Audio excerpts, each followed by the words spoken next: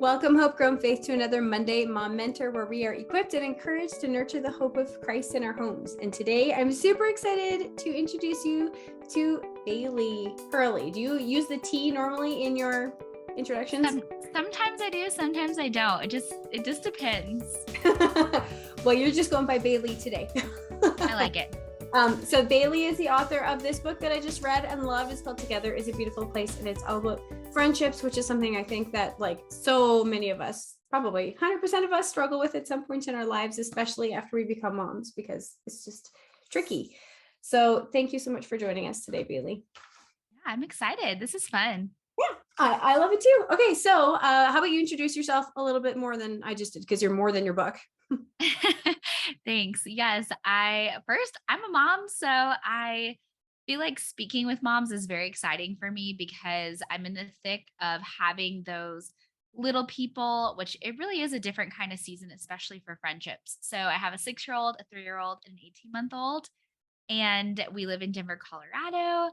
My husband and I are really involved in our community, whether it's informally just loving our neighbors and being really intentional with those relationships, or more formally with hosting a small group, coaching small group leaders. And I'm also on staff at our local church working with small groups. So that's one side of life. And then on the other side, yes, in the last 5, 6 years, I feel like time is going faster than my memory holds, but have been writing around the topic of friendship. It just felt really natural. I've had the beauty of Christian friendship that has really, supported me and helped me mature, and have just seen God work really wonders. And then I've also been in situations and seasons where friendship was really hard and challenging and scary, and had kind of like a dark season of friendship. So it's been fun as an adult to explore the science behind friendship, explore the friendship, like the theology of friendship, and be able to be an encouragement to women who are, yes, trying to navigate one of the most important relationships in your life. So, okay, I find that when I'm writing, most of the stuff that I'm writing about comes out of things that I'm learning for myself. So you could have written about anything. You could have written about parenting. You could have written about being a young adult. You could have written about like what to do in Denver. Like, why did you Mhm. choose to write about friendship? Yes, it was that I think for me, faith is so closely connected to relationships. God invited us through a relationship into relationship with Him. And then I think as well, our influence is best done in the context of relationship. And so I think that marriages are super important, and children are wonderful, and parents are fantastic. Those family relationships are so great. But friendships have so much value for our overall mental health, physical health, and spiritual health. And so I just felt, and again, I think for me, it's always been a very natural thing. I feel like I love to be hospitable.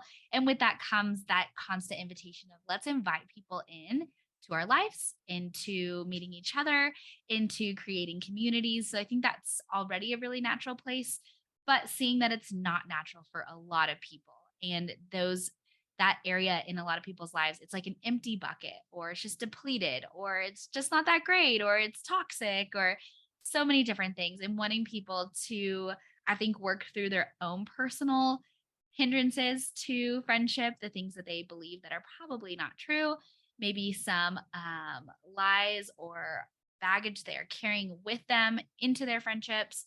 Just, I think, acknowledging what true friendships can look like, and then being able to actively pursue those. So I think that's kind of where it all spurred from. It honestly, this is so silly, but it feels like me. Is that so silly? But it was just, yeah. So I think it's something I've just always been passionate about, and didn't even know what a big piece of that thread through my entire life. The thread of friendship has been so, I think, just so vital for my life and my faith, that when it came to deciding on a topic to be teaching about, it just, man, it rings so true for me, and hasn't been, it's been less of like having to pull, like, oh, I got to really like work at this. It just feels very natural.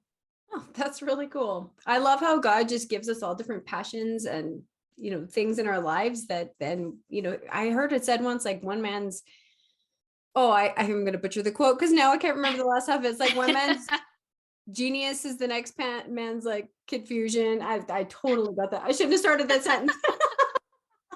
But basically, what is easy for you is like genius to somebody else. That's Yes. it. Okay. Right? I like that. Absolutely. Absolutely. Wow, that was bad. Okay, Christy, wake up. Okay. So I've seen you talk about vulnerability in conversations, and I feel like in friendships, it's really easy to kind of go one way or the other, like where we go and we don't want to share any of those things, those vulnerable things with other people, or we overshare.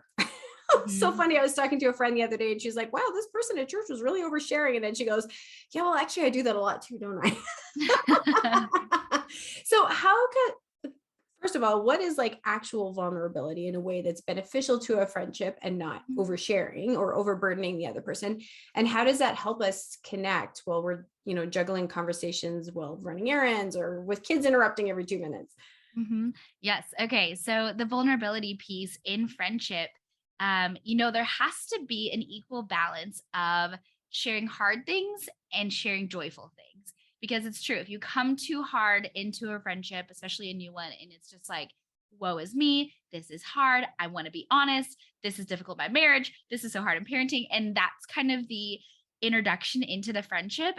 It's true. Like you will probably ward off women, and so you're right. There needs to be a delicate balance of I want to be honest with you because I'm not perfect and I don't have it all together. And I want you to know that. But then on the other end, not you can't lean too heavy on the I'm broken and I'm, a mess and that life is just hard all the time. So yes, one of the things that I thought was really interesting is I was reading some statistics on how people just like receive a first introduction. And it kind of sounds maybe to some it might be a turnoff, but they describe it as approaching an interview when you're applying for a job. And when you're doing that, you have a lot of energy, you have a lot of spunk, you're a little bit more on, you're ready to answer questions, you're ready to ask questions. And it's kind of the same in friendship. If you come out of the gates really strong and put your best foot forward, then it's going to be easier to create the likability that will sustain a friendship through the hard parts and the vulnerability. And so I think in vulnerability, especially when you first meet people, that's my recommendation is you kind of got to put that best foot forward. You can still be your true self, but you just need to be a little bit more on and a little bit more engaging and excited and, asking questions. And I think as time goes on and you've reached that comfortability, you can begin to let in more of the realness of things. Hmm. Something that's been really interesting though is that as moms, we think, I don't have a lot of time for friends. I don't have like an abundance of hours to just sit around and talk and get to know women. And especially if you like are doing play dates, even if you do them frequently, you're having these weird interrupted conversations. It's so hard to actually talk about something. And so it is still important though that as you have met someone and you feel a connection, that you do get to the important stuff quickly. There was a man out of the University of Kansas has studied a lot in friendship, and there's two things that he really contributes to people connecting quickly. And the first is the frequent time, really being consistent, making sure you plan out in your calendar how often you're going to meet. That's super important, right? Hmm. But the second piece he said is really making sure that when you are together, the conversations that you are having are meaningful. So the things that you talk about really, really matter. So if you only are having an hour a week or even just seeing that one friend once a month, when you are together, you have to make it matter. You have to really work hard to ask tougher questions or to dig in a little bit more when they've said, oh, things are fine, to be like, okay, I'm glad things are fine. What makes this week fine? What's been Hmm. fine about that? Just like kind of digging in a little bit more because that's what creates the meaningful connection that we're all looking for. So, yes, it's a delicate balance. And I think a lot of us have enough intuition to know when the right time is to change the conversation. And I think it's a little bit being brave to be the person who does it first.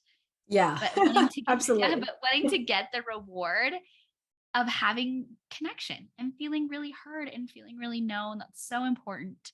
And when you don't have ample amount of time to just waste together, like we did in high school or college, and you're like, we're friends just because we like spend a lot of time together.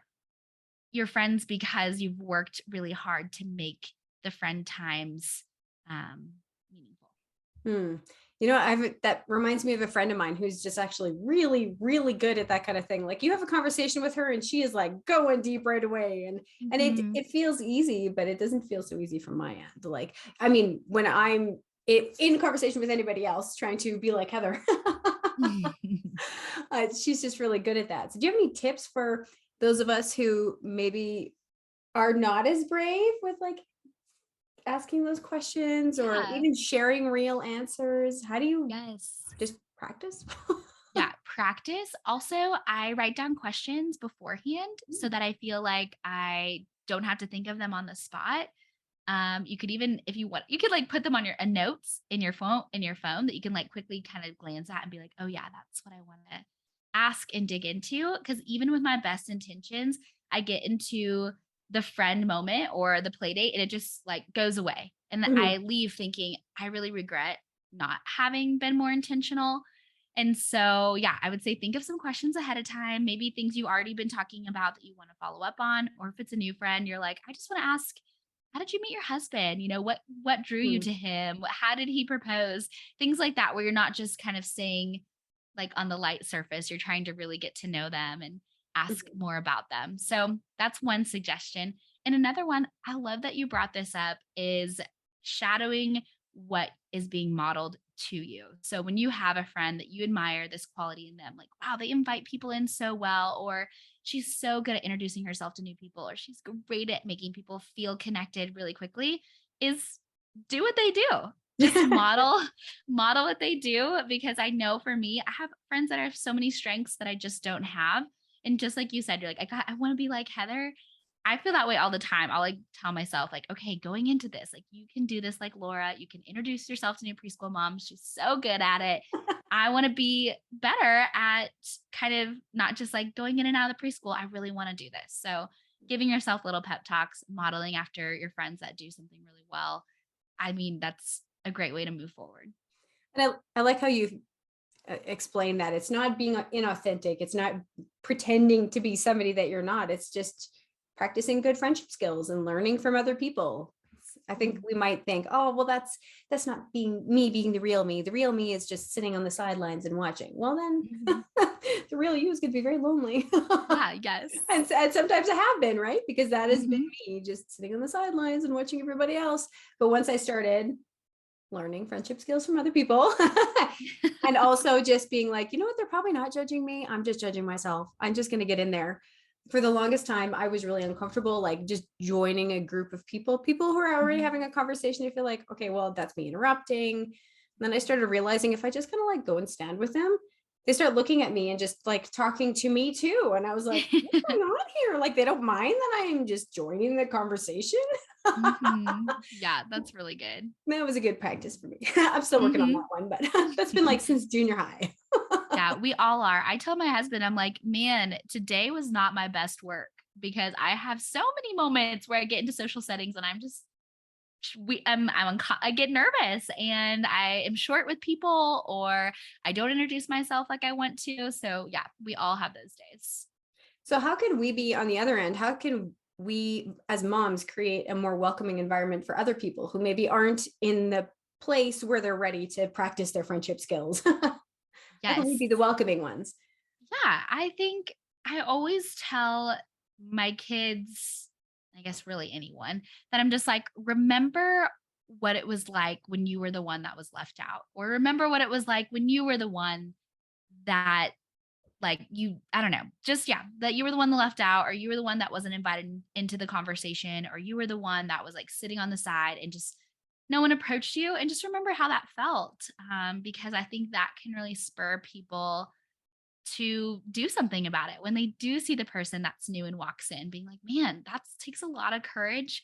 So I'm going to make the first move to go over there and bring them in, introduce them to the people that I know, and make some room for them. And so I feel like mom circles especially are really intimidating. I find them Oh, super yeah. intimidating. Um, and so I think just being that welcoming force, and when you are practicing that and modeling that, your friends will take note and they will follow up and continue in the same way, because you'll slowly kind of build a little maybe mom circle culture or friend culture that says we go out of our way to extend an invitation to someone new or to say hello to that person that's lonely. And Mm. so I think, yes, it's on both ends. Like, we have to be courageous to introduce ourselves, but then also sometimes don't make it so hard for people. Don't make it so hard for the mom that is just really truly wanting connection.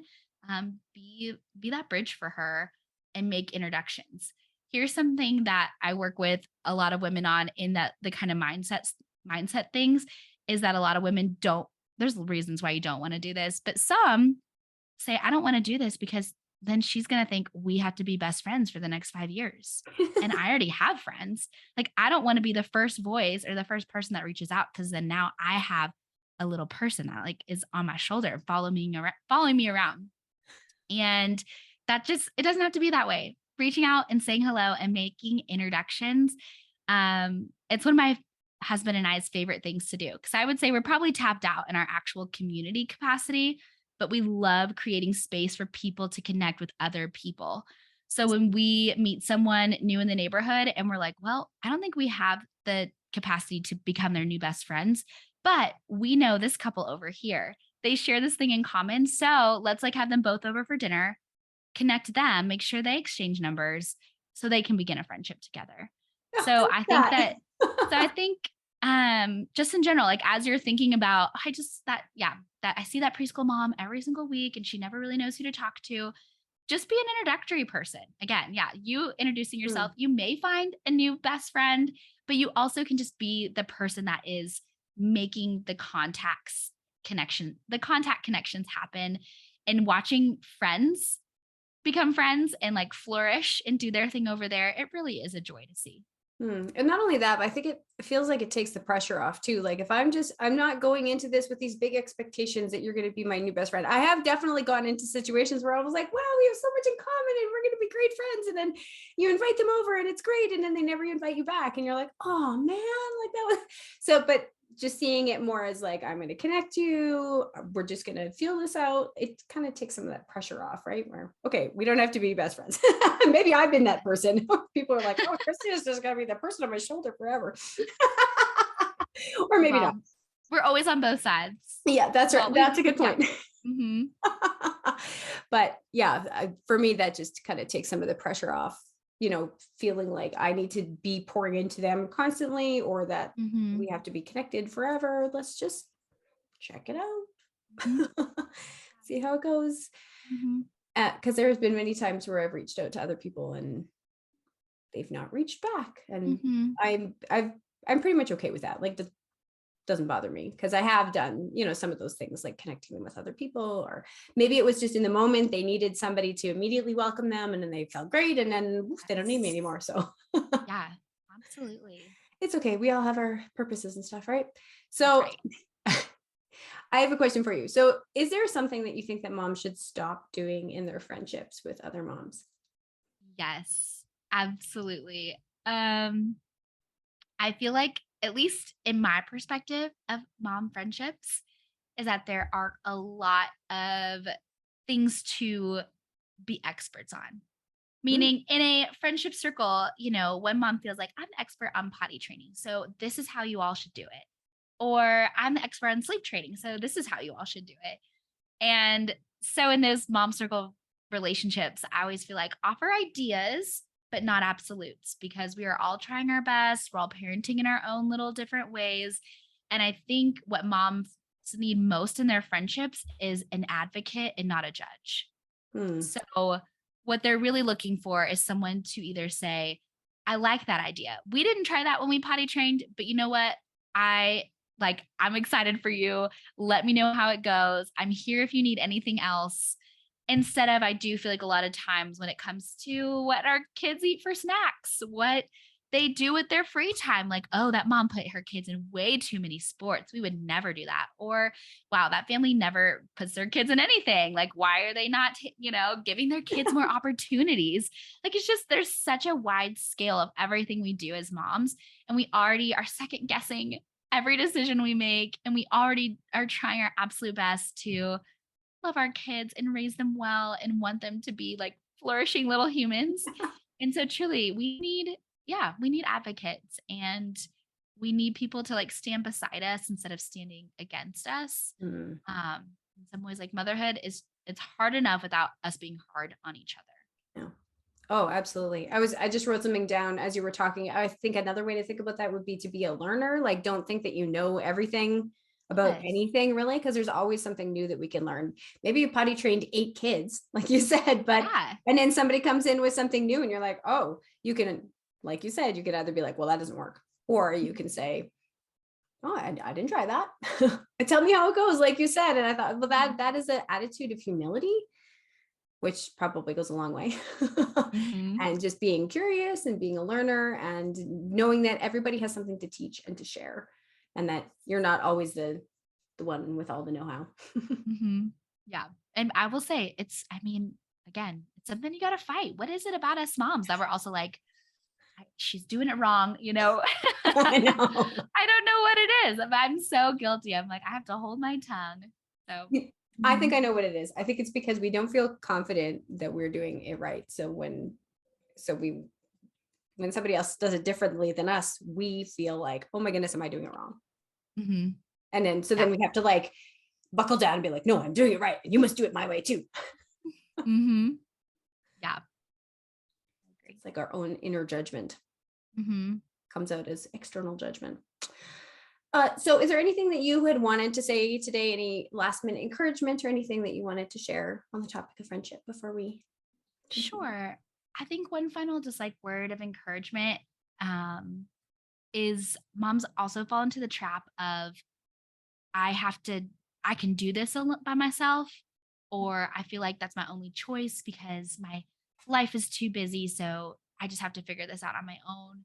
No time for friendships. And I just think we often feel like we have to do these hard things by ourselves, but the best way to get through hard things is together. And the support of moms can go such a long way. And so I just feel like in the different trials that you guys are all experiencing, you're thinking, I don't really care about friendship, or that's not the priority right now.